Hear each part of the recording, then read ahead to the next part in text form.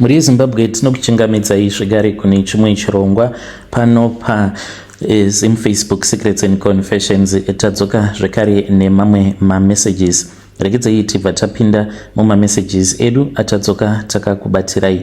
Message yedu yekutanga yakamira sekudai so: hanzi makadi zvenyu mukoma, ndinokumbirawo kuti munge muchizondiposterawo nyaya yangu makaviga chitupa changu. Ininiwo ndauya pano ndiine confession yangu iyo yandiinayo. Ndoda kuti vedare renyu vange vachinzwawo nyaya yangu. Ininiwo ndakabatisiwa ropa mukomanashi nebest friend yangu ndisingatozivi kutoti ropa raainge achindibatisa rainge riri ropa remunhu ainge akaponda. Chiri kungondirwadza ndechekuti murume uyu ari mujeri ndichitaura nemi kudai. Zvinhu izvi zvakaitikana muno muSouth Africa.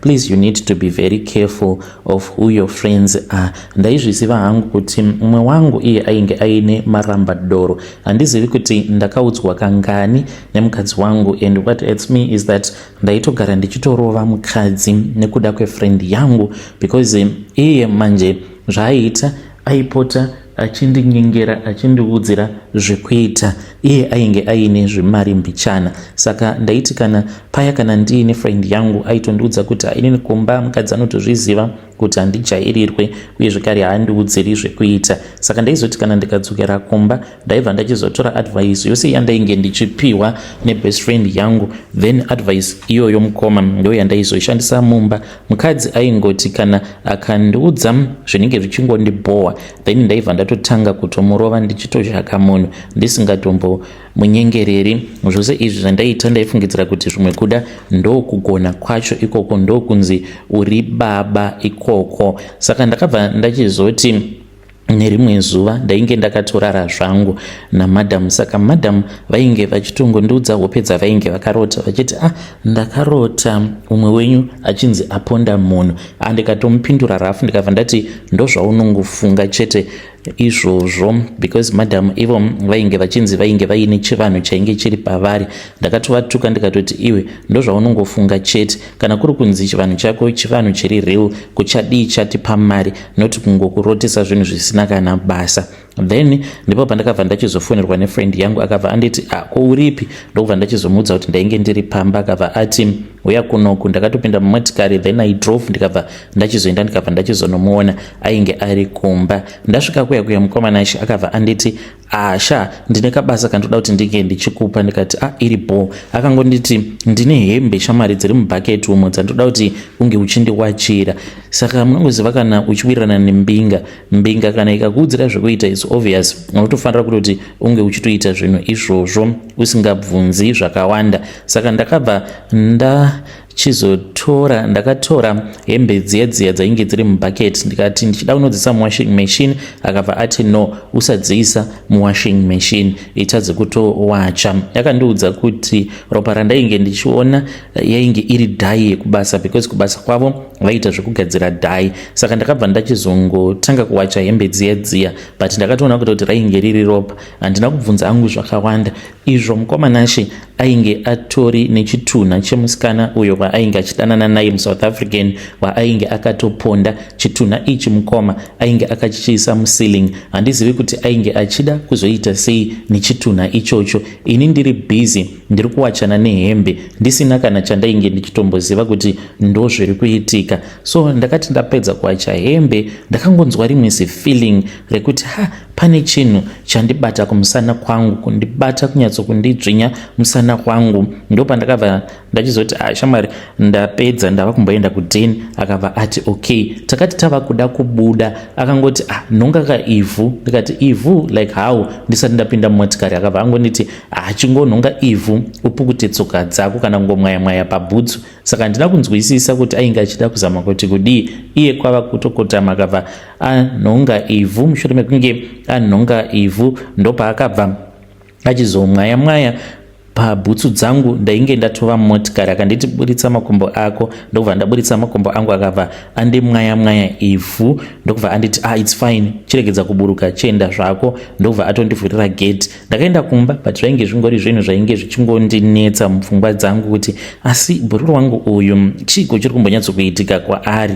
Apa ainge andipa mari because ndainge ndakambomukumbira mari, ndainge ndakati ndainge ndichida 40k kubva kwaari, akabva atondiitira immediate transfer ipapo ye40k because kumusha pane zvadainge ndichida kugadzirisa. Ndakatosvika kumba ndakatofara, ndikatoshaudha mukadzi mushure mekunge andibvunza kuti sei ndainge ndanonoka kudzoka. Ndikabva ndati simusoro raro ndo zvarinongofunga chete musoro pangu izvezvi taraone kuti ndapiwa mari, zvarinongofunga chete ndezvekuti ringe richizongoda chete kungondinetsa kana ndabva mukunoona bhururu wangu. Saka iye akabva achizonditi izvi zvekuti munogara muchindituka one day tichanetsana. Ndikati ndinokurova izvezvezvi, ndokubva anyarara zvake. Usiku hwacho mukoma ndo pandakazofonerwa nemukadzi wefriend yangu achinditi mofu asungwa kunoko. Ndikabva ndati vasungirwei, ndokubva atotanga kutochema. Ndakabva ndachizodhiraivha inini nemukadzi wangu, ndokubva taenda kuya takatosvika mukoma painge pachitori nemamwe mapurisa zvekare neimwe motikari yeforensic yainge ichiripo. Ndokubva achizotiudza kuti ainge akabva mukuuraya mukadzi waakauraya, ndokubva amuisa musiling. Mukadzi uyu kuda ainge ava nezuva rimwe chete ari musiling.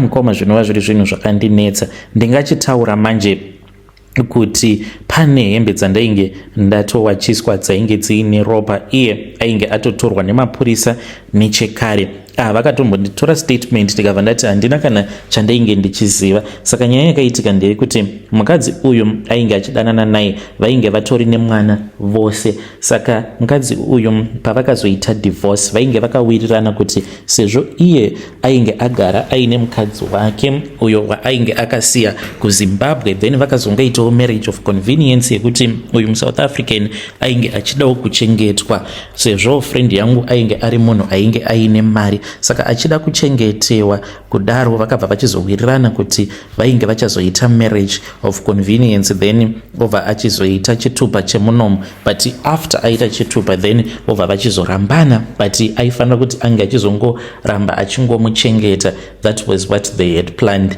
Saka zvinonzi mukadzi uyu akazomutangira mabusinesses akamubatsira kuti ange achizoita zvematenda. Then mukadzi uyu akati aita mari, ndopa akabva achizoti iwewe sezvo wagara uine mukadzi wako nechekare plus hausi kuda istembu yekuti tinenge tichigara pamwe chete, inini zvokuti ndinge ndichiitwa side chick handidi. Of course we had a divorce, but I was already in love with you. Ndainge ndava kutozvitora semukadzi wako even though tainge tiine zvatainge takawirirana. Saka is either waita zveistembu iye ainge asingadi. Saka uyu mukadzi uyu akazotanga kuitawo zvemaboyfriend, ainge ava neboyfriend yake. Then friend yangu akabva achizotanga kunzwa godo, akabva ati iwe uri mukadzi wangu hazviita kuti ungochita zvemaboyfriend. Vakawirirana kuti ainge achazoita zviri fair, kuti kana akati 1 week uku otiwo 1 week ari kumba kwemuSouth African ainge ava kusaita saizvozvo. Then akazotanga kudanana nesister yemuSouth African iyeye, then vakabva vachizonetsana vakatomboendesana kumacourt. Saka uyu akatanga kuita maboyfriends akawanda mukadzi manje, ndokubva maofu friend yangu azotanga kuita godo because ainge ava kusadiwa. Ndopa akabva achizouraya, hanzi akamuuraya in a heated argument. Vainge vachinetsana, ndokubva achizongomubaya nebanga, asi iye in court akati banga iri muSouth African mukadzi uyu ndiye ainge akabata banga. Pavakanetsana ndopa akazongokaruka aona kuti ainge atomudonhedzera pasi banga riya ainge akabata, akanozvibaya nebanga. Ndobva afirapo pasport asati ambowana mukana wekuti ange achifonera ambulance. Ndopa akaona kuti zvinhu zvainge zvatoita messed up, kwava kutora mutumbi wegirlfriend yake, kwava kudriver nemutumbi uri muboot, akabva achizoya kumba kwake kwava kupinda muceiling nemutumbi uyauya. Ainge ari confused, ndozvaakataura asingazivi kuti oita sei because he was panicking. Ndopa akazondifonera achiti ndinge ndichizoya kuzowacha, nekuti ainge akaudzwa nevamwe vanhu vechivanhu kuti ndo zvaaifanira kuti ange achizoita izvozvo. Komanachi my wife, she does not even know kuti iniwo kubatiswa hembe dzainge dziine ropa. Handizivi kuti mukadzi wangu ndomuudza here kana kuti ndinofanira hangu kungoramba ndakanyarara ndichingoti zvakaitika. When you post my story, please tell me. I'll be following through in the comment section. Hey, vedare ndo message iyo yandakatumidzirwa ichibva kuna mukoma vedu. Ngatizamei kuti tinge tichitaura navo mukoma vedu ava mucomment section. Zvakangooma hazvo vedu we. Hanzi ndakabatiswa ropa nebest friend yangu ndo anonzi Ma1. Let us try to speak with him in the comment section. Rekedzai tibva taenda panyedu inotevera. Nyedu inotevera yakamera sekudai so. Hanzi mukomana makadii zvenyu, ndinokumbirawo kuti muge muchindiposterawo nyaya yangu makaviga chitupa changu. Ininiwo mukoma, I would prefer kana nyaya yangu kunyange mukazoiverenga asi muge muchizoiverenga uri musi weSunday, because ndikuda kuti vanhu vange vachizviziva kuti pose pavanenge vachienda kuchurch, uchingobuda mumba chete uchiti uri kuenda kuchurch, you will be at war with the devil. Izvo zvakaitika kubva ndiri form 5. Ndakaberekerwawo mumhuri yainge ine vanhu vainge vachitambura to the last. Saka vanhu vachitambura kudaro mukomanachi, inini I was the only hope in the family because ndainge ndiri mwana ainge achigona. Saka ndakabva ndachizotorwa nevamwe elder vekuchurch ndikabva ndachizotanga kugara navo. Elder ava vainge vari munhu ainge aine mari but vainge vari musatanist. Mukadzi waelder ndiye ainge ari musatanist, asi ivo elder vainge vasingatozvizivi kuti mukadzi wavo she was a satanist. Ndakati ndava kugara pamba pavo, ndaipota ndichimuka ndobva ndaona kuti ndinenge ndakamira panze, but ndaingozviona maybe kuda just a couple of seconds, then ndobva ndatozviona futi ndinenge ndatova muspare, zvainge zvichindinetsa. Saka one day ndakati ndiripo panze kudaro ndakangoti blood of Jesus, ndikabva ndanzwa amai elder kuchema. Saka ndakanzwa munhu achichema. Pamba apa painge paine miti yemibhanana yainge iripo. Saka ndakanzwa munhu achichema achiita zvezvekuungudza ari momi mibhanana imomo. Ndopa ndakatanga kufamba ndikatonzwa kutoti iri rainge riri voice ravo amai elder. Ndikabva ndati kochi amai elder, kochi muri kuitei mumabhanana? Vakabva vanditi say what blood of Jesus, hausi kuona kuti wava kundipisa nemoto wako here? Apa maziso avo mukoma ainge asingatarisiki, even though mainge muri murima, but chinhu chandakanyatsokuona pavari maziso avo ainge achiita kunge maziso ekitsi. Ndopa takabva tachizongokaruka tainge tatova mumba, but tiri muspare bedroom. Painge paine ine spare bedroom yavainge vakati spare bedroom iyi hakuna anotendedzwa kuti ange achizoivhura kana kuitsvaira. Bedroom iroro mukomanashi taitoziva kutoti ndo mavanonamatira, ndo mune altar room yavo iyoyo, but tainge tisingatoziva kutoti altar iyi altar yaSatani. Uye zvekare mamwe maelders ekuchechi vaitoti kana vakauya pamba ndo mavaienda vachinoita bible study zvekare nekunamata. Ndisingazivi kuti sei ivo vaelder murume wavo vainge vasingazvione kuti yainge itori altar yaSatani. Saka takati tirimo mukoma ndakabva ndatoona kutoti zvechokwadi it was an altar, uye zvekare mainge mutori nezvinhu zvainge zvirimo zvainge zvichityisa. Vakabva vachizondiudza kuti ivo vainge vari musatanist. Vakandiudza kuti vakajoina Satanism apo pavainge vachiri kuteachers college, ndopa vakajoina Satanism ipapo.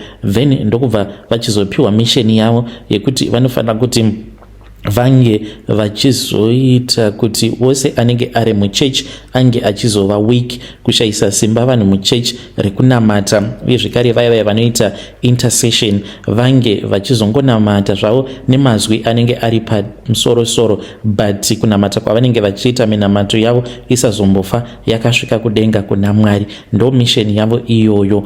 Saka vakabva vachizondiudza kuti neniwo sezvo ndainge ndiine voice rakanaka kwazvo, vainge vachida kuti ndinge ndichizovawo musatanist, ndinge ndichizoitawo mission sezvo ndainge ndichiimba kupraise and worship. Vakanditi ndainge ndichazoita upfumi hwakawandisa zvekuti kuzoroorwa ndaizongoroorwa hangu. Uye zvekare vainge vachazondiudza murume uyo aifanira kuti ange achizondiroora, but ndinenge ndagara ndiine mari dzangu. Vakanditi think about your family, tariraone kuti you are the only hope in your family. Saka ndakabva ndachizobvuma ndokubva ndachizopiwa ring iyi mukomanashi yakanetsa, because kana murume wangu on our wedding akange andisarudzira ring. Of course ndini ndakabhadhara everything, but ndakaramba kuti anga achindipfekedza ring iyoyo.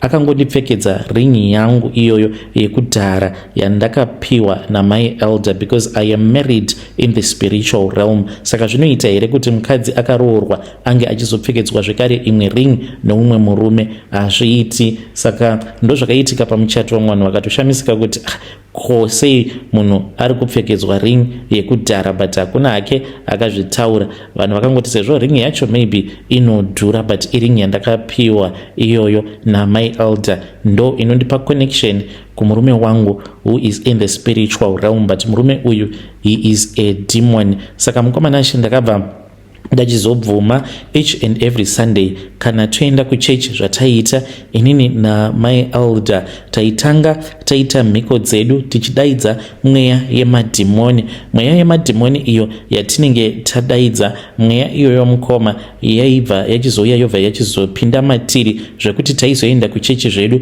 but taenda kuchechi tinenge titori possessed. Then patinenge toimba, because my elder she was an intercessor kuchechi, saka vaitopiwa kana mukana wekuti vange vachinamata paya patinenge tava kuita deep worship, but vachinamata kudaro vanenge vachitoinvita maspirits kubva kugehena nemamwe masatanic forces and entities, zvekuti kana kuri kunzi kana pava kuparidzwa vanhu vanongotanga kungobatwa nehope kusaconcentrata. Kana Mwari vachida kutaura newe zuva iroro zvimwe kuda unenge uri munhu anenge ainewo mwana iye anotanga kunetsa zvekuti unogomisidzira wabuda kana muchechi than kuti unge uchiteerera shoko raMwari. Kana kungoita madistraction zuva rekuti unenge uchifanira kuti unge uchizowana your breakthrough, kana kuti Mwari vanenge vachida kutaura newe iwewe maybe nemurume wako munokwanisa kutobva kumba makatotsamwidzana zvekuti muri muchechi kudaro pfungwa dzako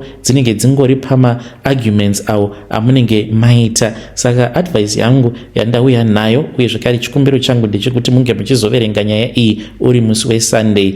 Vanhu vanenge vari married, do not allow yourselves to go to church mabva mukunetsana. Kana mava kubuda kunyange zvichinzi munenge marovana, you have to apologize to each other. Very moziva kuti pamuri kuenda kuchechi muri kuenda kuchechi muchiwirirana, kunyange muine zvamunenge makakanganisirana, but maybe you do not know the day iroro ramunenge makatsamwidzana muchiti muri kuenda kuchechi musiri kuwirirana, maybe ndo zuva iro rekuti God is going to give you a spiritual breakthrough, but nekuda kwekuti munenge muchinetsana munozopesana nengirozi iyo inenge yauya yakakubatirai maropafadzo enyu or your breakthrough. Saka each and every day kusvika pari nhasi kana ndichienda kuchechi mukoma ndinototanga ndatoita marituals, uye zvekare ndinoita marituals awa ndiri muoffice mangu mandisingatotendedzi kana murume kwangu. The advantages yekuzoroorwa kana kuroora in my case, ndakaroora murume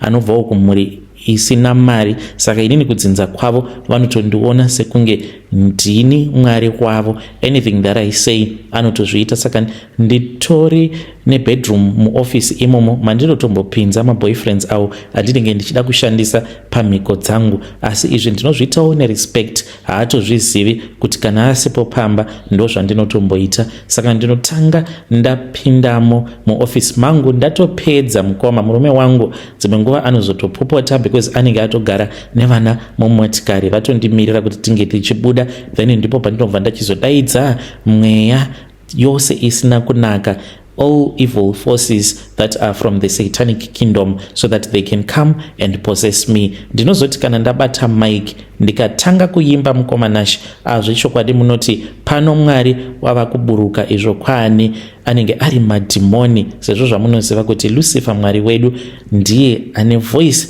rakanaka kwazvo. He sings, and when he sings in many beautiful voices in all tones. Vedare ndo message iyo yandakatumidzirwa ichibva kuna vahanzvadzi vedu. Ngatizamei kuti tinge tichitaura navo vahanzvadzi vedu ava mucomment section. Zvakangooma hazvo vedu we. Strange things indeed they do happen in this world. Pakaipa hanzi Satan Mwari wedu kana oimba hanzi anoimba in many satanic voices. in many tones. Let us try to speak with her in the comment section. Vakandikumbira vakati mukoma ndakumbira ndapota kana posta nyaya yangu iposte musi weSunday so that vanhu kana voenda kuchurch vange vachizoenda kuchurch vachiziva kuti zvinhu zvakadai zviri kutoitika mukurarama in the spiritual realm. These things they are happening. Let us try to speak with him in the comment section. Rekedzai tibva taenda panyedu inotevera. Nyedu inotevera yakamira sekudai so. Hanzi makadi zvenyu mukoma ndinokumbirawo kuti munge muchindiposterawo nyaya yangu makavikawo chitupa changu. Ininiwo ndiri mudzimai uye zvekare ndine makore 37 years ekuberekwa. Nyaya yandiunza pano mukoma ndeyekuti pamba pandiri kugara bosi vangu ivo mukoma nashe vakabva mukutenga peti yavo. Chava kundinetsa ndechekuti pet iyi ivo vari kuti vanoda kuti ndinge ndichizopota ndichirara nayo mubedroom because ndine cottage ndinogarawo mumaestates, saka ndine cottage kangu ako kandakavakirwa ka1 room. Saka kapet aka mukoma, pet iyi ikamba yavari kuti inofanira kuti inge ichizorara neni. Masikati inongoswera ayo ichingotenderera iri palone. Pet iyi mukoma vari kuti ipet, just a normal pet, but ndava kutya. Please give me advice. Vedare ndo message iyo yandakatumidzirwa ichibva kuna vahanzvadzi vedu. Ngatizamei kuti tinge tichitaura navo vahanzvadzi vedu ava mucomment section. Zvakangooma hazvo vedu we. Strange things indeed they do happen in this world.